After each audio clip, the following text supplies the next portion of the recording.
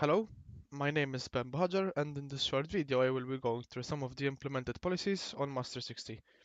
The topic of my paper was Bring Your Own Device, mainly focusing on security of intellectual property through mobile device management. First of all, a device, which in this case was a smartphone, was enrolled in order to test on it. I used a smartphone because Apple came with some complications when assigning an Apple ID because it required a company Apple ID. And since this testing is done for studying purposes, it wasn't an option. So, in order to enroll a device, I just entered the details, for example, the number, the name, etc., and a message was sent to the mobile device once with a link. Once the link was accessed, the device was automatically enrolled. As you can see on the screen, the device isn't enrolled anymore because I had to unenroll it as it wasn't my smartphone and I had to give it back. Um, Basically, once it was enrolled, I applied some policies, and one of the main features which I really found was very convenient was locate active devices. Once this device is enrolled, you can track, monitor, and check everywhere that the device is at that current time. I will show you some of the policies I have implemented.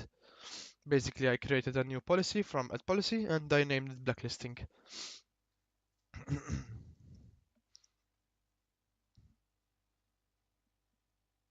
So the first policy I implemented was password policy. Basically, once you press edit and tick the checkbox, you can select the password quality, which allows you to set it as numeric, pattern, alphabetical, etc. You can set the minimum requirement of passcode length. For example, in this case, I entered 4. The password must be more than 4 characters long. And there are various other features such as fingerprinting and face recognition. Basically, in order to enable this, you must have them supported by your device. You can set passcode history, which basically checks if this password was used previously, and if it was, it won't let you use it again.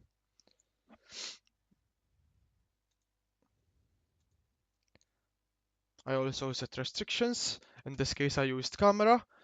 Basically, once you disable the camera, the user will be alerted that the camera won't be available anymore.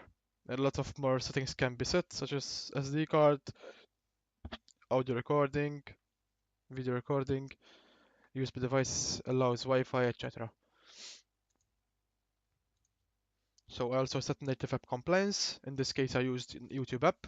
Once I unchecked the YouTube app, the device was alerted and the YouTube app wasn't available anymore. However, when the Google Store was opened, it showed that the application was still installed, but it wasn't usable. A downside was found when applying this policy because the YouTube was still accessible, however, through the web browser, which means it was for nothing. The last policy I implemented for this project was setting the required SSID. For example, if I only want that device to connect to that certain Wi-Fi, I will set a restriction that the device only connects to that SSID. For example, MCAST Wi-Fi, and he won't be able to connect to any other Wi-Fis. Um, this has a bit of a downside because if the user is using his own personal device, when he goes home, the policy will restrict him from using it for himself. He won't be able to connect to any Wi-Fis. He must use mobile data. Basically, that's it. I hope you enjoyed my video and thanks a lot.